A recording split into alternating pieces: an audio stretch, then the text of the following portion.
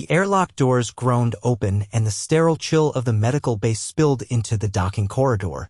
Fluorescent lights flickered overhead, humming a low, persistent tone that buzzed in Henry Voss's ears. He stood motionless for a moment, letting the scent of antiseptic and ozone settle around him. Two tall figures in matte blue exosuits approached with curious haste, their elongated frames bending slightly to peer at the bulging pack strapped tight to his back. "Human," the taller alien said, its voice filtered through a translator clipped to its shoulder. "You were injured. Report indicates a fall from a ridge on Sector 13. Henry adjusted the massive pack, wincing as the weight shifted and something in his left shoulder gave a sharp protest. "Yeah," he said, "I slipped. Ice under the scree. Took a tumble." "Then why are you still carrying that?" The shorter alien gestured with one long, violet-furred arm toward the overloaded hiking gear. "You should have discarded non-essentials to preserve musculoskeletal integrity." Henry blinked through a smear of dried blood near his brow. "That's standard hiking stuff." "No problem." The two aliens exchanged a glance. The shorter one leaned in closer, a thin scanner unfolding from its wrist. It buzzed softly as it passed over the straps of Henry's pack, analyzing mass and composition. "This gear weighs 34 kilograms, it said. "That is unacceptable under your current condition." Henry shifted his weight onto his right leg and exhaled slowly. "Well, I've carried more. I had some food, thermal blankets, first aid, a collapsible shelter, water, and a few tools. I wasn't gonna leave it behind just because I bruised myself." "You fractured your clavicle," the tall one said flatly, "and likely dislocated your shoulder. You should not be upright." Henry winced again but stood firm. "I walked back 6 kilometers to get here. Stopping wasn't an option." The aliens ushered him into the medbay, where the lighting grew brighter and colder. The room was filled with unfamiliar machines, most of them standing idle. Sleek, translucent panels flickered to life as Henry was guided to a padded table that adjusted itself to his height. "Remove the pack," the tall alien instructed. With a grunt, Henry loosed the straps and let the pack drop to the floor. The thud it made caused both aliens to flinch. The scanner beeped again, confirming the earlier weight estimate. "You were carrying this while climbing a vertical ridge?" "Mostly scrambling," Henry muttered. "Not a full climb." The shorter alien touched a console and images flared to life above the table. A skeletal rendering of Henry's upper body rotated slowly. One clavicle was clearly fractured, the bone split at the midpoint. The shoulder joint below it was misaligned, the humeral head displaced from its socket. "Did you not feel this dislocation immediately?" the tall alien asked. "I felt it." Henry's voice was quieter now. "I just didn't have a choice. I had to get back. Human biology is inefficient," the shorter one said, not unkindly, "but unexpectedly durable." "Thanks," Henry muttered dryly. The taller alien returned with a sleek gray device that looked like a cross between a clamp and a tuning fork. It hovered it near Henry's shoulder. "This will realign the joint. Then we will immobilize the area. The fracture will require surgical bonding." Henry nodded once, jaw clenched. "Let's get it done." The realignment was quick but brutal. A sharp crack followed by a seizing pain that stole his breath. He swore under it, fingers tightening into fists, sweat breaking across his brow. The shorter alien handed him a rehydration pack. "You should lie down. The stress exerted on your system is considerable." "I'll lie down after the surgery," Henry said. "Let's finish this." 2 hours later, the bone was sealed with a bioresin and stabilized with a carbon thread brace. A local anesthetic dulled most of the pain, though Henry's face had grown paler, his body slower to respond. As he rested on a recovery cot, the shorter alien hovered nearby, examining his pack with a mix of concern and fascination. "You carried this over unstable terrain, knowing your shoulder was compromised?" it asked again. "Yeah." "Why?" Henry tilted his head to meet its gaze. Because I needed the gear to survive the night if I couldn't make it back. Leaving it behind would have been a bigger risk. The alien blinked. Was it not possible to signal for help? Batteries were frozen. I tried. Nothing got through. The taller one approached, arms folded. Your physiology is strained. You should remain under observation for no less than 72 hours. Henry looked toward the window. Beyond the reinforced glass, the icy wasteland of Sector 13 sprawled out under a pale lavender sky. I'll stay, he said. Long as you don't try to take apart my gear. Your gear is not safe for your kind, the shorter one said. It's safer than being unprepared, Henry replied. That's the point. Later that evening, the medical bay quieted. Other patients, mostly from mining accidents or atmospheric exposure, were tended to in curtained alcoves. Henry lay with his left arm immobilized, his side sore with bruises. The pack sat beside his cot, untouched. A third alien entered, this one dressed in a silver robe that shimmered faintly as it walked. It carried a data slate and spoke softly. You are the human who survived the ridge fall? Henry nodded. I reviewed your telemetry. You passed a glacial fault line. The plate shifted shortly after your descent. A delay of 10 minutes and you would have been crushed beneath 60 tons of ice. Guess I got lucky? The alien tapped its slate. You call it luck. We call it improbable success under reckless conditions. Henry sat up slowly, cradling his left side. I call it calculated risk. Your species takes those often? Only when we have to. The alien watched him for a moment longer. You will be transported back to Base Camp 4 in 3 days. Until then, do not attempt to move beyond the medbay. I won't, Henry said. Trust me, I'm not climbing anything for a while. The alien left without another word. That night, Henry couldn't sleep. Pain pulsed in dull waves from his shoulder to his ribs. He stared at the ceiling, listening to the soft beeping of monitors and the distant hum of filtration pipes. His mind wandered back to the ridge. He remembered the crunch of ice, the stinging wind the moment his foothold gave out. The fall had been longer than he cared to admit. He'd landed hard, chest first, and the gear had nearly crushed him. But it had also kept him warm, saved his life. The next morning, the shorter alien returned with a different scanner and a new expression. We reviewed the contents of your gear, it said. Some items were unfamiliar. Like what? It held up a compact object with a thin wire loop. It emits heat in bursts. Emergency hand warmer, Henry said. You crack it and it gives off heat for a few hours. The alien stared. Simple yet effective. Your species is efficient at creating survival tools. We've had practice. Later that day, a young alien technician entered the bay. He carried a small camera drone and carefully maneuvered it around Henry's gear. The drone clicked quietly as it documented each item. What's this for? Henry asked. Training, the technician said. Our field teams want to study how humans prepare for harsh environments. Henry chuckled, then winced. Make sure they study how not to fall off cliffs too. Over the next 2 days, Henry gradually regained his strength. The pain remained, but the swelling in his shoulder had gone down, and he could sit up without dizzy spells. The aliens monitored him closely, occasionally asking questions about his gear or human survival tactics. On the morning of his departure, the tall alien returned with a new data slate. You are cleared for transport, it said. However, we advise against carrying this pack for another 14 days. Henry nodded. Fair. The alien hesitated. Your resilience is atypical. You should have collapsed after the initial injury. Yet you walked 6 kilometers with damaged ligaments, a fractured bone, and extreme load stress. I didn't have a choice. You always have a choice. Henry looked down at his gear. Maybe, but I didn't see a better one. As he stood, the alien held out a small object, an alloy card embedded with a holographic seal. What's this? Recognition.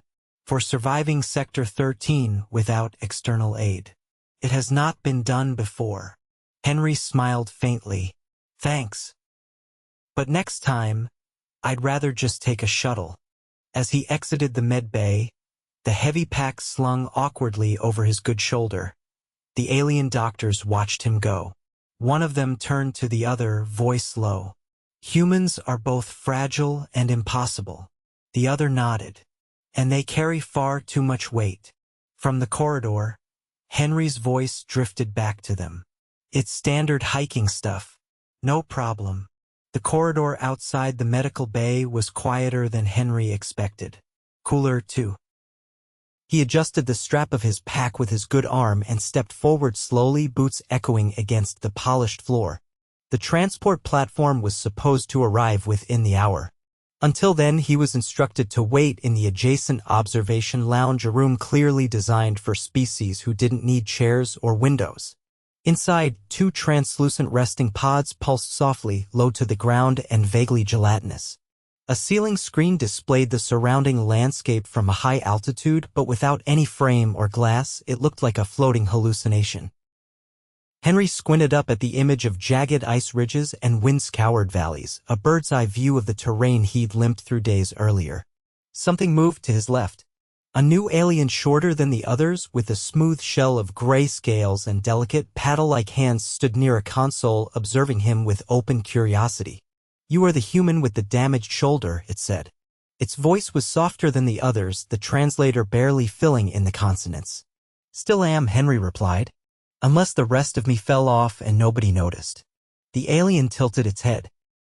"You were not expected to be ambulatory this soon. Movement may compromise the bonding structure. I'm not dancing, just walking. I am Jack. I study joint mechanics and comparative healing rates. You are of interest." Henry dropped the pack to the floor with a grunt and sat carefully on the edge of one of the pods, which shifted beneath him like stiff pudding. "I'm not flattered yet," he said. "You haven't told me if I'm healing better or worse than expected." Jack stepped forward and extended one of its paddle hands, hovering it near Henry's arm without touching. "There is minor inflammation. The circulatory exchange in your muscle tissue is unusually active. This suggests your body is accelerating tissue repair independently." "Sounds good." "It is not efficient," Jack said. "It consumes significant metabolic resources. Your kind appears to trade longevity for short-term regeneration." Henry leaned back slightly. "We call that trying to stay alive." Jack made a low clicking noise, possibly contemplative. "You used the contralateral limb to carry over 30 kilograms for several hours following the injury. Did you experience vertigo or nausea?" "Only when I stopped moving." "You should have lost motor coordination." "I probably did. I just didn't let it stop me." Jack tapped something on its wrist plate and turned toward the console. The screen changed again, now displaying a thermal rendering of Henry's upper body. The shoulder joint glowed with residual heat, and tiny red pulses around the fracture line blinked with rapid frequency. "Your body is overcompensating. The stress signature is nearly identical to that of a trapped animal attempting self-extrication." Henry raised an eyebrow. "That's one way to describe hiking with a busted wing. Your behavior is not typical of sapient species on this station. Injury typically results in immobilization and distress." "Yeah, well, I grew up with 3 brothers and a father who thought duct tape was a form of medicine." Jack paused, then said, "I do not understand the psychology, but I will record it." A faint chime sounded from the corridor. Another alien entered, this one familiar. The technician from earlier, now without his camera drone. He held a long, narrow case in both arms and approached with exaggerated caution. "I brought the sample kit," he said. "Per your request." Jack nodded. "Leave it here. I will extract material from the human's gear for resilience analysis." Henry narrowed his eyes. "You're not cutting my stuff open." "No destruction," Jack said. "Only surface abrasion and passive exposure tests." "Then fine," Henry said. "But no adhesives. Last time someone tried that, I lost half a sleeping bag." The technician opened the case, revealing a series of slots fitted with small clamps and sensor pads. Jack selected a thermal sock from Henry's pack and slid it into one of the clamps. "This will be subjected to simulated acid rain and sub-zero wind vectors. We will monitor for material failure." Henry watched as the technician loaded other items, a plastic utensil, a crushed protein wrapper, and a woven survival blanket into their respective compartments. Out of all the high-tech junk you've got, and you want to test my socks? Jack didn't look away from the console. Your socks are constructed from a fiber blend that self-warms through friction. We do not possess this variant. Well, Henry said they were on sale. The technician blinked rapidly. You obtained survival gear based on financial discount? Henry laughed, then winced as his shoulder protested. We don't have infinite budgets. We improvise, make do, patch things up until they stop falling apart. Jack turned back to him.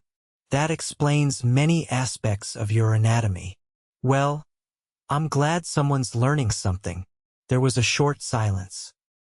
Then the technician said, do you know how many species would have activated an emergency beacon at the first sign of terrain instability?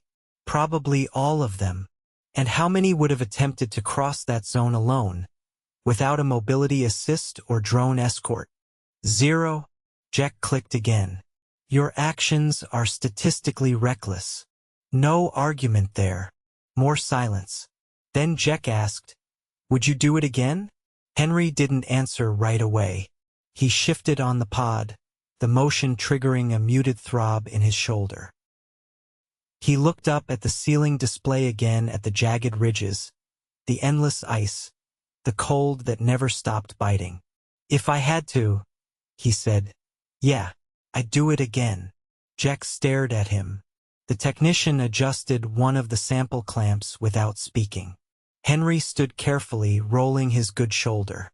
I need to stretch my legs before the transport arrives. Jack raised a hand. You are not cleared for physical exertion. I'm walking, nothing else. The technician looked uncertain. Should we escort?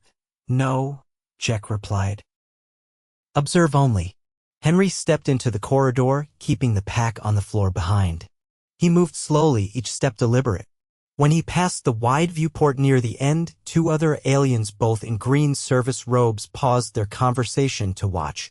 One of them held a stylus mid-air, forgotten. A few minutes later, Henry returned, breathing slightly harder than before. Well, he said, that was the most boring hallway I've ever walked. Your gait is asymmetric, Jack noted. You are favoring the injured side. Better than dragging it. The technician handed him a small container of water. Henry drank, then sat again. Jack tapped a few commands into the console.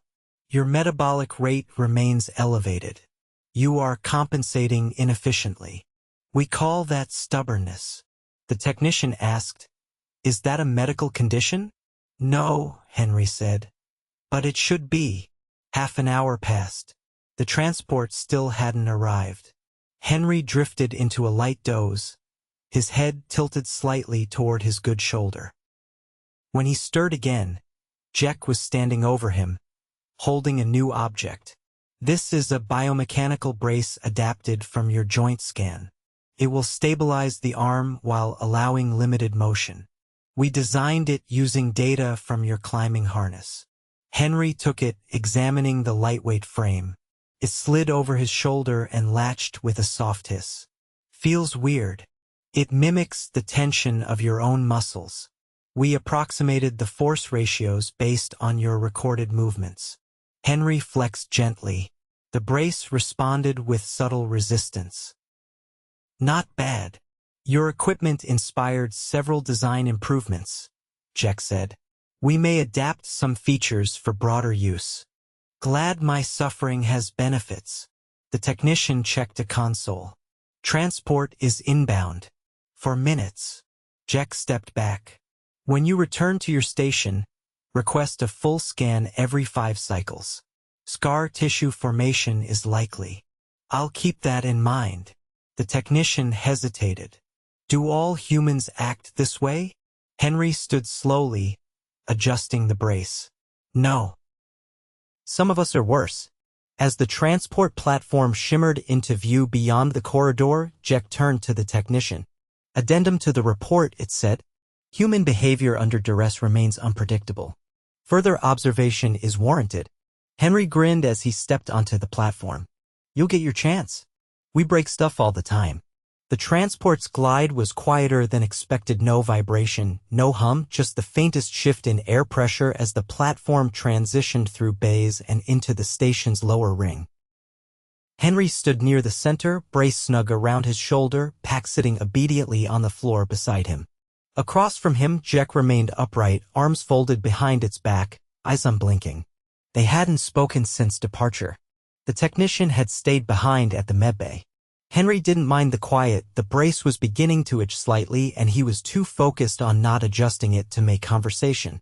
The platform slowed and stopped with a soft chime. A door slid open into a pale green corridor, wider than others he'd seen. Lighting strips ran low along the base of the walls, casting long shadows that made the space feel taller than it was. "We have rerouted to the rehabilitation sector," Jack said as Henry stepped off. "An evaluation is required before you're returned to base camp 4.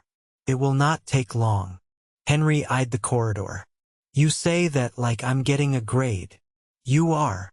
They walked in silence until they reached a wide chamber filled with unfamiliar equipment.